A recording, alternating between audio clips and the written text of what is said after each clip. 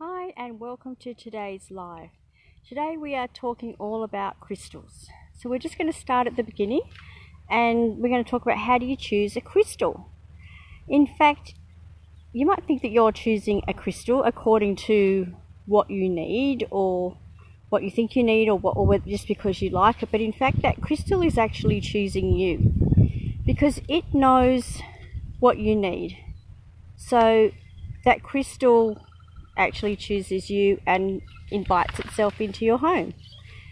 But when we go and look for a crystal, we either choose because we need it for something in particular to help us through something that we're going through, or we just like the look of it. So you might choose online or you might choose in person. Either way, it doesn't matter, it's the same. The energy is the same whether you're in person or whether you're choosing in a physical store.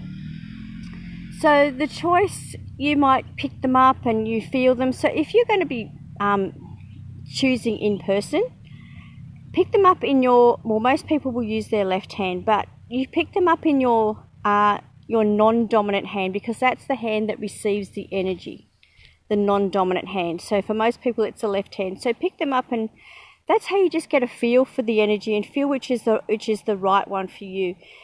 Because even though, again, you think that you're choosing that crystal, it's your intuition that is choosing the crystal, which is the right one for you. Because at the end of the day, let's just say we're going in there because we want a crystal for joy. Yet there are quite a few crystals that can bring you joy. But you might need it for a certain aspect, perhaps joy through relationships or you need to build that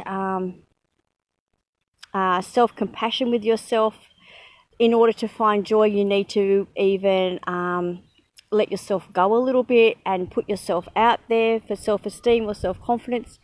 So it's not just the one reason why you need it. It's behind that. It's what sits behind that is what you actually need that crystal for. It's what you actually is helping you choose that crystal. So you go into a store, you use your non-dominant hand to pick up the crystals, have a feel of them. Now you might choose just by the way it feels, the physical feel of it. You might like a smooth crystal or a rough crystal. You might just like the way it feels in rolling around in your hand. You might choose by the color, the light spectrum it gives out, the shape of the crystal even. The type of cut of crystal, whether it be a natural crystal, a tumble stone, whether you want it as a piece of jewelry. Again, it depends, that choice depends on how you're going to use that crystal as well. So moving on to how you can use your crystals. So if you have just a small stone, perhaps you can carry it around in your pocket, in your handbag. You can carry them around in your car. Again, depending on what you need them for. Put them in your pocket. Women like to put them in their bra straps. If you do that, make sure that you don't forget that you have them there. So you can take them to work and put them on your desk. For all sorts of reasons. So if you're in your car, you might want it for protection. You might want to keep to help you have a smooth run. You might want to have crystals for to stop road rage, to help you get there on time,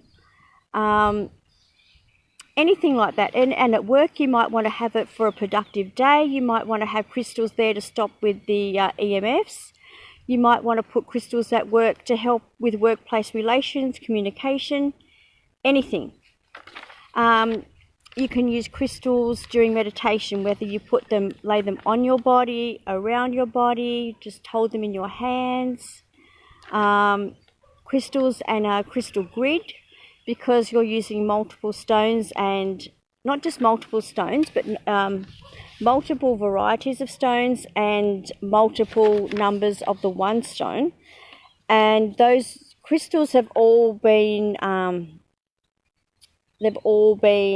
what's the word? You make the grid, you set the intention for a grid, you choose the crystals best for that intention, you make the grid, and then you activate, that's the word I'm looking for, you activate that grid so it's ready to go and and so you can choose your crystals according to a crystal grid if that's what you want, because there's more power in a crystal grid because there's so many more crystals and they're working together. You can put your crystals out in the garden, like in a pond, just in the garden path. But if you're going to put them outside, be careful of where you're putting them and what crystals you choose to put outside, because some don't like the sunlight, some don't like the water. And maybe if you've got pets, just be careful as well if you've got pets and small children. What else are we going to talk about? So how do you feel a crystal's energy? As I said, you put them in your non-dominant hand. Everybody's different as to how they feel energy. Some people are very attuned to that energy and they feel it quite strongly. So if they walked into a crystal shop, it could perhaps be too overwhelming for them and they'd have to walk out. They couldn't stay in that store because the energy is far too much for them.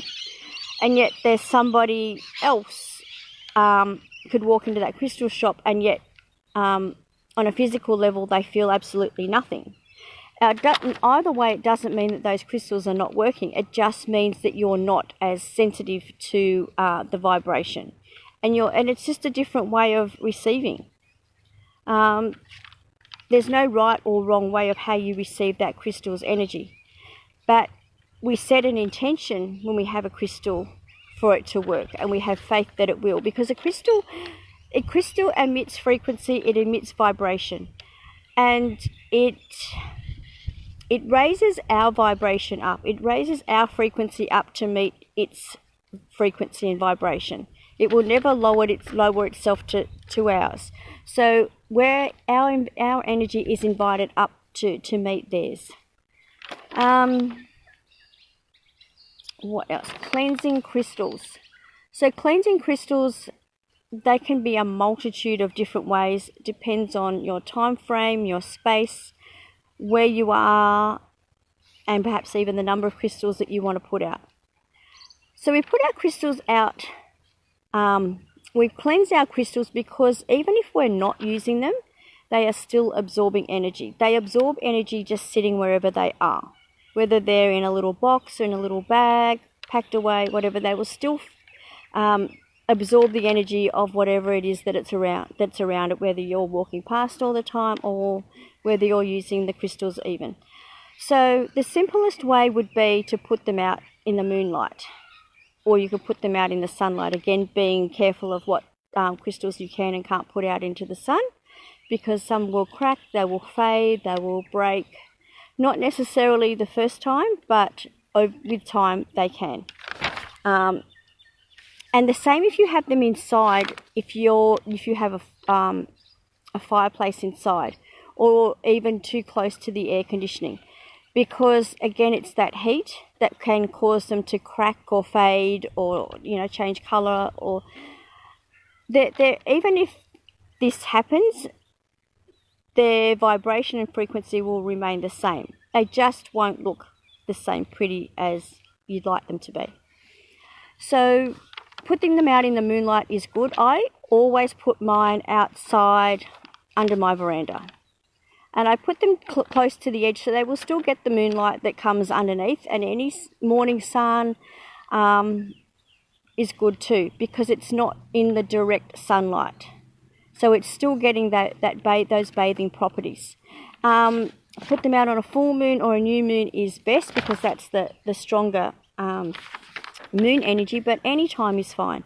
Whenever I wear my crystal jewellery out, whenever I take it off, I put it out to cleanse overnight. That's always what I do. It's just my little ritual.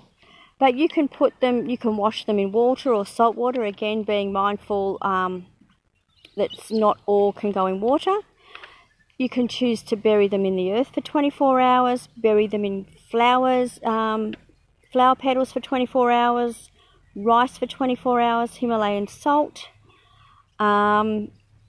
even leaves or herbs you can bury them in for 24 hours. What else can you do to cleanse crystals? You can put them on other crystals, clear quartz You can put, if you've got a big enough clear quartz or a selenite, you can put your crystals on there as well to cleanse. All those things are good for cleansing crystals. But if you haven't and when you first bring home your crystal, whether it be jewelry, a crystal that's been given to you, a crystal that you've bought from your shop, please cleanse it first, because it still has the energy of everything else that it has been connected to before it's come into your presence. Because you want to start off with that neutral energy. You want to start off with that high vibration. You don't want to come home, use that crystal or put it in your home, and it's now got the energy of everybody else before you. So you don't want that energy in your home or coming back into you. You want always to use your crystals in its highest, purest form. What if your crystal breaks? Well, that is a little bit unfortunate. You can look at it this way, that even though it's broken, you now have 2 pieces maybe of your crystal instead of 1. You can consider that maybe you no longer need that crystal in your life now. It doesn't mean you need to throw it away. You can glue it together if it's gluable. It still, again, has that same vibration and that same frequency, because when you think of it this way, the crystals that we have, they are just small fragments of a larger piece. So when a crystal breaks, it's really just a smaller piece again. But it's go with the meaning that you hold for that. So if you think it's bad luck, to you it probably will be, because that's the energy that you have brought around that crystal. That's the energy that you hold. So that is your belief of crystals breaking. So maybe then you want to pass it on to somebody else. Just because it's broken doesn't mean it's not beautiful to somebody else. I think I've pretty much spoken about now what I was going to intend on talking about today. I know there's not many people watching and there aren't any comments, but there's always the replays to go back and watch, and if you missed the beginning of these lives, you can always go back and watch.